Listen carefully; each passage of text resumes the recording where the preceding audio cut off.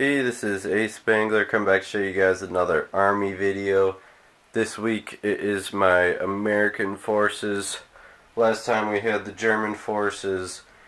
For the Americans, there's not quite as big of a increase in vehicles, or the Germans didn't really have an increase in vehicles, but they definitely had an increase in minifigures. Americans, maybe 5 or 10 more. I think I got more tankers, maybe 5 more infantry as well, but not too much of an increase in minifigures, but definitely like the German forces, there's a lot more detail to the figures. That's mostly because of the painted brick arms and then the painted brick arms vests. So that adds a lot more detail to the figures. Makes them stand out a little bit more and just look quite a bit better. So to start it off, I'll go ahead and we'll look at all the vehicles, and then we'll head right into what I'd say is the most interesting part of this, which will be the minifigures. So let's go ahead and take a look at those vehicles. Hey guys, we're gonna start off with the vehicles with the M7 Priest, but just before I get into the details, I forgot to mention that there's a total amount of 11 vehicles. I'll tell you how many infantry there are or minifigures there are once I get over to that, but I just forgot to mention that there are 11 vehicles total. We'll start out with the M7 Priest. This model is a Brickmania instruction I got from, I don't know, it was like on a flash drive they had sold at one point for like their, I think it's the TrackLink starter pack. This is one that I still need to update the color scheme, so it's just all dark bluish gray.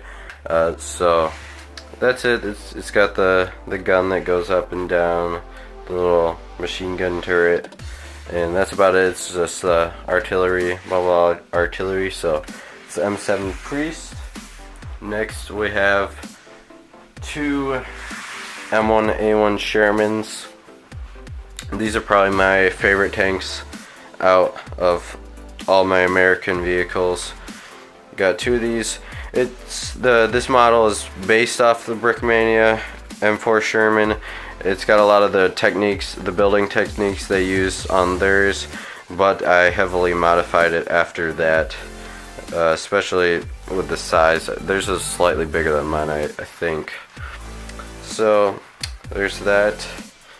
Added the sandbags, because lots of times you see the Shermans with the sandbags. Got the 50 cal on top along with the M1919. So there's that one.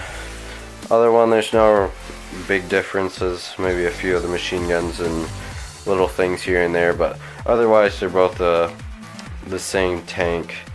So there's the M1A1 Sherman. Next we have the M1a2 Sherman, the main difference being the side armor. If you look back at the M4A1 or M1A1, we have the corner armor is sloped, while on these Shermans it is not. It's just got the front slope and not rounded edges. So yeah, this one basically the same, heavily modified Brickmania kit, and then I added my own custom camo to it. So there's a M4A2. I think I misspoke, said M1. It is the M4. So that's the M4A2 Sherman. Next we have kind of I believe it is a GM truck, GM cargo truck. This is another case of me actually buying a Brickmania kit. I got this thing pretty cheap, so I actually bought the Brickmania. Since they're really expensive, I don't usually buy the kits, but I got this one for pretty decent price, so ended up actually getting a kit. It's really cool when you actually buy the kits. They're pretty high quality with their instructions, and they got the pieces all ready for you, so it's nice. You don't have to find them all yourself, but they are pretty pricey. So that's the cargo truck. Next we have the M24 Chaffee. Sorry if I sound a little bit weird, I'm a little bit sick right now. But here you got the M24 Chaffee. This again is a Brickmania instruction kit. Well, I didn't buy the kit, but it's based off their instructions. I still need to get this piece in dark gray to get that complete dark gray, dark bluish gray color scheme, but for that, there's the Chaffee. Next we got the Greyhound M8 Greyhound. This is a pretty old kit, or not kit, but vehicle made a while ago. I really like, I don't know, I like the Greyhound. It's a cool armored car in my opinion. So I just wanted it in Legos. Brickmania made instruction their own kit for it a while ago. By the point that I wanted to make it, it was way out of production. They didn't sell instructions for this one, so I just basically looked at pictures online and then kind of built my own off that, kind of copied Brickmania's. But this is one that, I don't know, it's probably, I don't know if it will last too much longer. I'll either update the color scheme so it's all just the dark bluish gray, or I may end up just redoing it. It's pretty fragile and falling apart, so we'll see what happens to it. There's the M8 Greyhound. Next vehicle is the M4 Stewart, or M3 Stewart. So another Brickmania kit from our instruction, made it from their instructions. Pretty basic tank, light tank, American light tank. So there's the M4 or M3 Stewart. I think they have two different versions, but this is one of the early versions, not the Marine Corps one. And moving to the Willys Jeeps. I think previously I had these in like a mixed color scheme, but I finally went back and redid it. This is more accurate to Brickmania's more recent Jeep that they've been releasing. It's another kind of one that I just looked at Brickmania's. I just basically looked at the pictures of the Jeep that they made and then kind of based my own off that. I'm pretty sure it's pretty basically the same thing, but I don't know, there might be some minor differences in it. But it's a really nice model, so I'm fine going off with that, or going off of it. So there's the Willys Jeep, two of those. And then the final thing is just a basic World War II motorcycle. This was a World War Brick Minneapolis 2016 kit. I have a few other of these. This is the only one I built though. So I actually got this as a kit from World War Brick Minneapolis, and yeah, so cool little motorcycle. I don't know if it's supposed to be a specific brand of motorcycle. I think it's kind of just the generic American World War II motorcycle. So there's that. Those are all 11 of the vehicles. Now we'll go ahead and look at what, in my opinion, is kind of the best part of the video, the minifigures. Okay guys, we got all the minifigures up here. The total number is 38. We got the tankers here, and then the infantry on this side. And so, yeah, I'm excited to show you guys these. There's a huge improvement over from the last video I had. I showed my U.S. forces, and then this one, these guys are a lot higher quality, and they look a lot more detailed and are way better in general. So zoom in, show you guys these minifigures a little bit more in detail. I got some of my more special or a little bit more special, I guess you could say, guys in the front. There's just a guy with a heavy machine gun. I can move him out of the way, just cool with the machine gun. Got a sniper. These are my two netted brick arms helmets from Brickmania. They do those occasionally. He's got the painted Springfield sniper, and then the scout vest. This guy also has the scout vest on. There's the back side of the scout vest that a Brickmania scout or Brick Arms scout vest that I painted. So, and the brand of paint is the Vallejo. It is a acrylic for plastics, acrylic paint. So that's what I use. Here is all. I got a bunch of Riflemen in these three columns. There you can see the actual Brick Arms Rifleman Vest. I think my favorite, at least for how they turned out, the vest after painting, I'd say either the SMG vest or the Rifleman vest turned out the best, just because it has the most color. If you look at the Scout vest, it doesn't have the brown. It just has the olive green or army green and then the gunmetal on it. So not much detail, or like I guess they are detailed. They look pretty good.